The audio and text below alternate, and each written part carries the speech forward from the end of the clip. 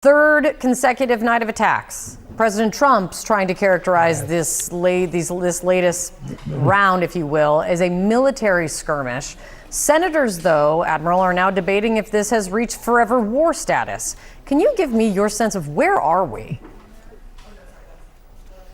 We are closer to forever war than we are to a ceasefire, and I take no joy in saying that. I have felt for a long time, ultimately the two parties here would get to a negotiated conclusion, but certainly the ceasefire is frayed, if not completely off the charts. And Kate, you pointed out the most important thing the administration is doing is this 1,000-mile blockade of the Iranian coast. That's about California, Oregon kind of length, a lot of ports, very expensive to do that.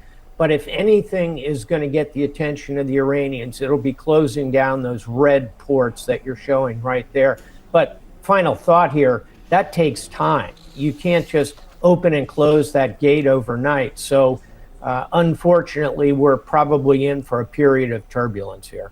That's exactly what I was going to ask, which is when they say the blockade on Iranian ports goes into effect at 4 p.m. Eastern, what does that mean for the U.S. Navy? What do people need to understand? As you said, it's not a switch that you flip on and off. The U.S. Navy will send a couple of destroyers up and around each of the major concentrations of port. And here you've got commanding officers, they're 36, 37, 38 years old. They've got 350 sailors on this destroyer, and their job is to interdict any major ship that attempts to come in and out of that port. It's very risky business, and it can lead to further incidents, further acts of violence going both ways.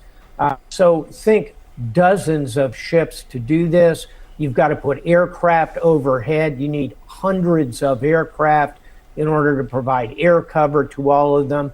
Drones possibly coming at them from the air and on the sea. You get the picture, Kate. It's a big operation. It's complicated, and the effects are kind of slow moving, frankly. Colonel Layton, we've heard a lot about drones being used in the Iran war, and for the first time, CENTCOM says that the U.S. used a sea drone in combat. Tell us about the significance of that. Yeah, that's really significant, Pamela. One of the key things here is when you look at the actual explosions that are a part of this, this was a dry dock that the Iranians used, and you can see the sea drone moving forward into the dry dock area. And the dry docks are used for maintenance for ships, and here you can see the color view from the sea drone's perspective. That looks like a mini submarine that was in dry dock there. And blowing that up is, of course, a very significant thing. It allows us to get in there using these sea drones without risking personnel. It allows us to get in there, without really putting in danger not only the forces that would have to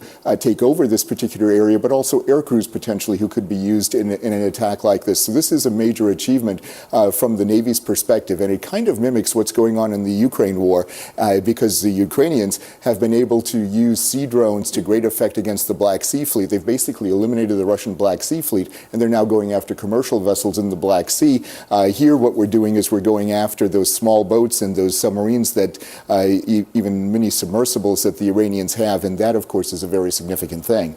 Yeah, it was interesting because I was just overseas on the USS Abraham Lincoln, and the military officials I spoke to said they learned a lot from Russia's war on Ukraine in terms of drone warfare and how much it has changed modern warfare. Tell us more about that. Yeah, so one of the key things here, this is a Saronic. This is one of the U.S. Navy's above surface drones, and it was actually used in the rescue operation for the Apache helicopter crew that was forced to ditch their aircraft in the Persian Gulf. So it's used for search and rescue missions. They did that for the first time. It's also, of course, used as an attack attack platform, and because it is part of that, it really is an evolution from what we had before. When you look at how we started out with things, we started out with the Predator back in the late 90s, early 2000s. That became first in the intelligence community, was part of the mix that they had, but then it was used by the Air Force not only for reconnaissance purposes, but also, for example, using Hellfire missiles and Tomahawk missiles to go after the various elements that would be potentially providing danger to U.S. forces, and also as an offensive weapon that it can be used to go after those areas that would be there. And then, of course, we also had the Global Hawk. This was a high-altitude platform. The Predator was a lower altitude platform. This has a huge range of 12,300 nautical miles, can stay up for 34 hours, and it is a good launch platform and also a great reconnaissance platform as well. So that's how we started. But then when you go back to some of the things that we can do nowadays, the Saronic is an example of that, of vessels that are not only surface vessels, but then we also have, of course, much smaller drones that are in the air as well. So the U.S. is using drones, obviously, but also Iran is, and it's really been trying to use that to its advantage because they're significantly cheaper, and sometimes the U.S. has to use these more expensive weapons to take down the threat. Tell us about that. That is so true. For example, the Iran Shahed 136. So it's a relatively small aircraft when you look at it, but it's still noticeable. It's 8.2 feet with its wingspan, has a range of about 1,200 miles, costs only $20,000. So that's an important number to keep in mind here. And when you see the Shahed take off, it is an aircraft that can be seen in a way that you don't normally expect aircraft to fly, but it is a fairly effective weapon. Now, when you look at the Shahed 136, we mentioned the $20,000 cost. A standard missile or a Patriot interceptor, they cost between $3 and $4 million apiece. So that's the difference. Now, having said this, there are U.S. weapon systems that are being used that cost much less than this. For example, there's a weapon system that's being used on actual missiles that are in rockets that are fired by aircraft that costs only $40,000, not quite the $20,000 that we have with the Shahed, but much cheaper than $3 or $4 million. It's definitely an evolution in warfare, right? To see lower cost drones that are able to impose costs on expensive weapons systems. We are able to push our defenses pretty far out and use our lower cost weapon systems. I would say that we continue to want to evolve into even more low cost weapon systems to take down some of these drones because the cost exchange ratio is still something that we watch really closely.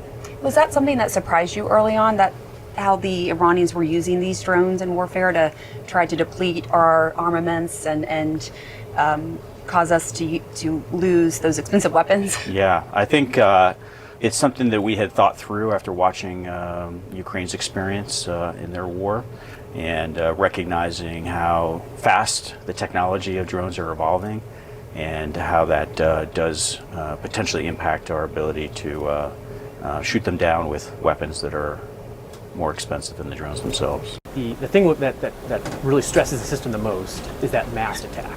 Yeah. Right? The mass attack, because there's only so many weapons we can put out at any one time. So we're trying all the time to counter that. Now again, if we detect it early enough, then you have a lot of time to do it. So I'm always looking. Hey, my fight really starts at that Iranian coastline and comes all the way back. I don't wait for it to come to me. I go out and I try to meet that threat. Go out and try to meet that. Yeah, and there's also just thinking about what weapons you're going to use. For example, a cheap drone. Yes. Do you use a multi-million-dollar missile to take it down? Yeah. Yeah. There's a lot of calculation, I imagine. So it's definitely the case of missile conservation is one of my biggest things, and I really don't want to use our really super high-end missiles for threats that don't require it. And sometimes that means we have to wait a little bit, right? Sometimes it means, hey, you know what? I could shoot right now with a destroyer's missile. But if I wait 5 minutes, I could have the aircraft from the Abe up with their somewhat less expensive missile, still expensive, but not as expensive as one from the ship, and I can engage with that, or maybe even go in for a gun kill kind of thing. And so if we wait, if we're doing that tactical patience, that helps out a lot with missile conservation. But when we first came out, that was a learning curve, because when we first, the first few days, you're like, oh, we got to go take care of it right now, because that's your human reaction kind of thing. And as time went on, you still don't know what their capabilities are in those correct, early days. we're learn. Exactly. Like you don't really know. But now that we've kind of been here for a while, we've gotten used to what we're seeing. We know their pattern of life. We're always on the tip of our toes. And as we just listened to that conversation, Sabrina, and the